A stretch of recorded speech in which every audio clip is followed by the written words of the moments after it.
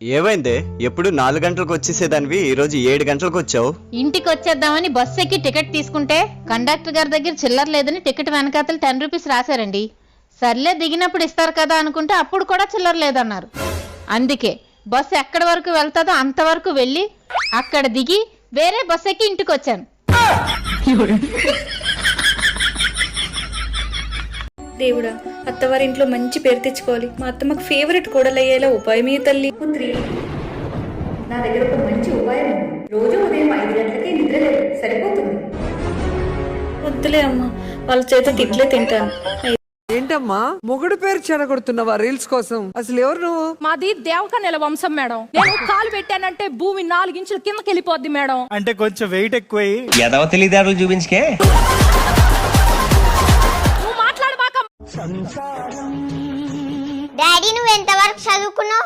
నీ అమ్మ కంటే ఎక్కువ డిగ్రీ దాకా చదువుకున్నా. నీకోటి అడుగుదా చెప్పు. చిన్న ఎబిసిడీలు పెద్ద ఎబిసిడీలు ఉంటాయి కదా?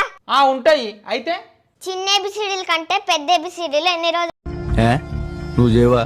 నేనే చేయాలా? నీ క్యారెక్టర్ నాకు నచ్చిందిరా. అయినా సరే నువ్వే చేయాలి, నేను చేయను. గంగా, నాకు మీ బావకి గొడవైంది. మీ బావ ఎక్కడికి పిలిచినా వెళ్ళొద్దు, సరేనక్క? గంగా, ఆల్ఫాకి వెళ్ళి బిర్యానీ తిందాం, వస్తావా? నేను ఎక్కడికి రాను బావా. సల్మా, నువ్వైనా వస్తావా? సరే పదండి.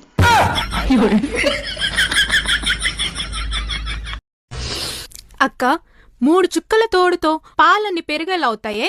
మీ బావేసిన 3 ముళ్లతో మీ బావ జీవితం అంతా నాదైపోలా. ఇది అంతే. నీ మెసేజ్ కోసం వెయిటింగ్ చేశా, నీ కాల్ కోసం కూడా వెయిటింగ్ చేశా. అలా అని చెప్పి నేను నమ్మి నేను చాలా రోజులు వెయిటింగ్ చేశా. ఏం చేద్దామంటావు మరి?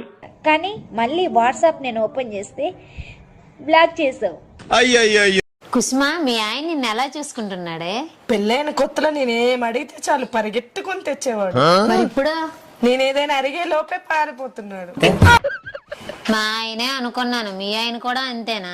అంతేగా, అంతే. అవును పిన్ని, నేను అడగడం మర్చిపోయాను. నువ్వు ఒక్కదానివే వచ్చావేటి? బాబాయ్ రాలేదా? నీకు చెప్పడం మర్చిపోయానమ్మా, బాబాయ్కి యాక్సిడెంట్ అయింది, కోమాలోకి వెళ్ళారు. యాక్సిడెంట్ అయితే ఇక్కడ ఎక్కడో చూపించుకోవాలి గానీ కోమా వరకు వెళ్ళడం ఎందుకు పిన్ని?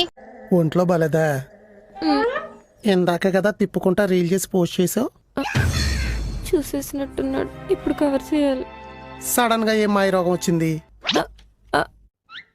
ఆ రీల్ చూసి జనాలు దిష్టి పెట్టినట్టున్నారు. సడన్ గా ఒళ్ళంతా చల్లబడిపోయి నీరసం వచ్చేసింది. మీకు ఇవన్నీ భలే వచ్చేస్తాయే.